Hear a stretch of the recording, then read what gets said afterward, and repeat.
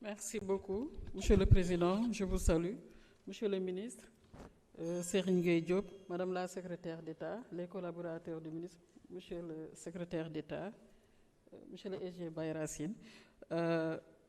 Dama amoon benn question boo xam ne xëy na Malick kii monsieur le maire de Malicounda am na nu mu ko brossé.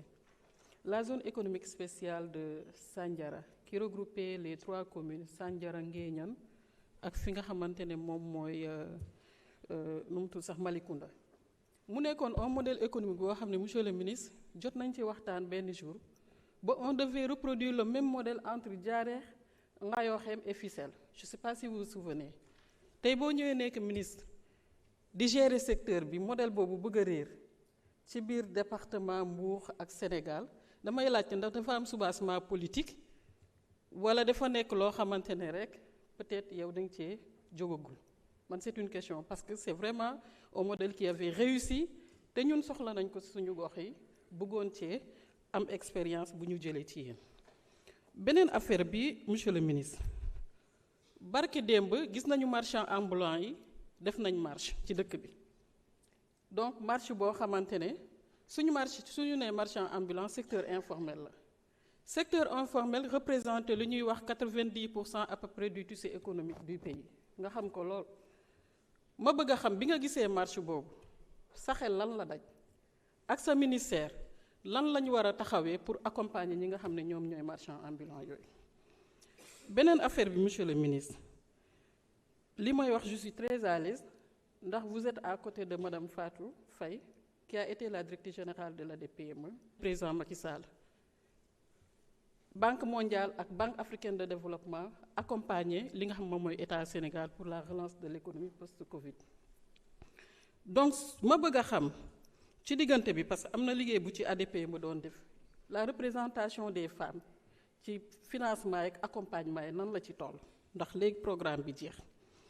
bu ñu ñëwee ci agropole yi foofu aussi ba tey rek le maire de Malicounda félicite na président Macky Sall ci Diamniadio mais man dama koy féliciter ci agropole yi ndax ñëpp xam nañ ne le concept des agropoles c'est le président Macky Sall et on a été tous des acteurs c'était un écosystème avec toutes les structures qui travaillent que muy économique muy foncier muy feneen pour agropole yooyu ma bëgg a xam état d'exécution agropole yi monsieur le ministre fan la toll.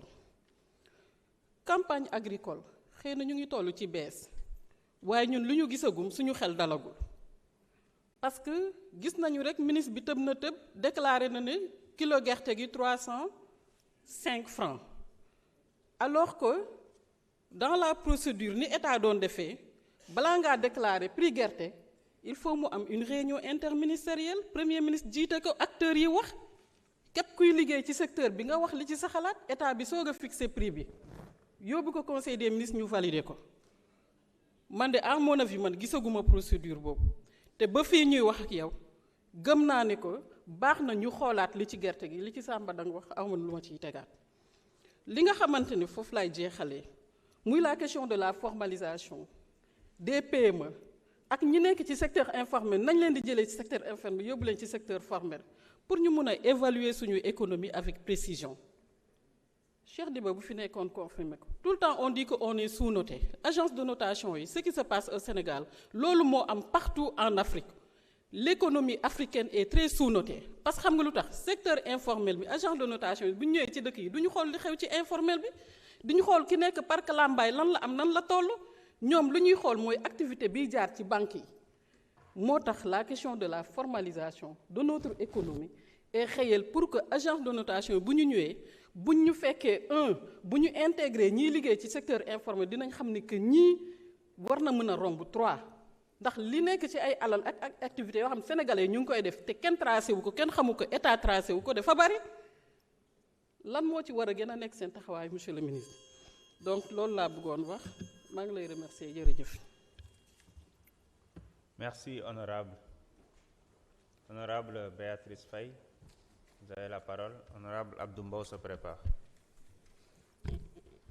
Monsieur le Président, Monsieur le ministre de l'Industrie et du Commerce, Monsieur le ministre des Finances et du Budget, Monsieur le secrétaire d'État auprès du ministre de l'Industrie et du Commerce chargé du développement des PME et des PMI, Madame la secrétaire d'État auprès du Premier ministre chargé des relations avec les institutions, chers collègues, je vous salue.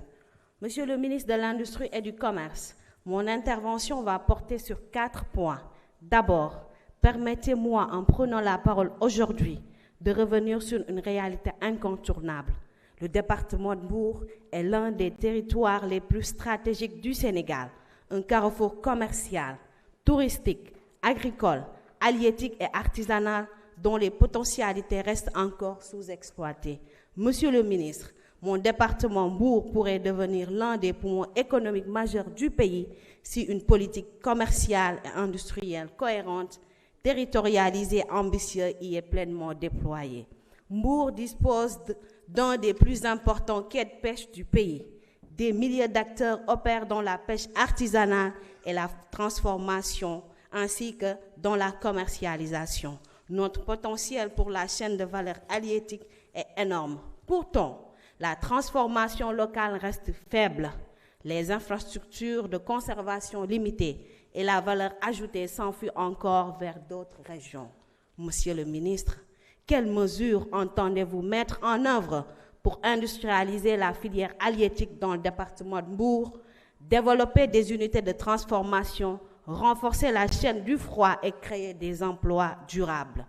Mon deuxième point, Monsieur le ministre, et je le pense sincèrement, avec l'artisanat, l'industrie culturelle et les PME, des milliers d'emplois peuvent être structurés.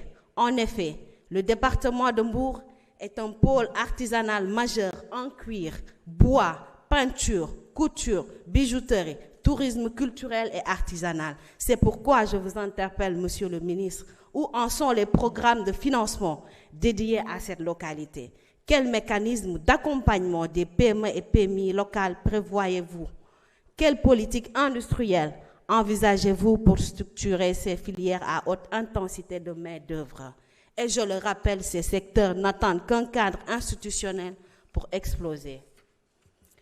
De manière plus générale, Monsieur le ministre, et c'est la troisième interpellation, quelle stratégie spécifique votre département a-t-il élaborée pour accompagner l'essor commercial du département de Mbour et en faire un véritable hub économique de la Petite Côte?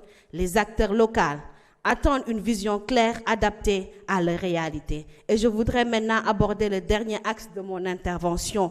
Il s'agit d'un point essentiel pour l'avenir économique de notre pays. La mobilisation de l'investissement national et la création des champions locaux à travers l'initiative annoncée par son Excellence le Président de la République, Bassirou Diomaye Faye, dénommée Sunu Champion, laquelle pour réussir devrait être inclusive, transparente et utile à tous les territoires. Nous sommes nombreux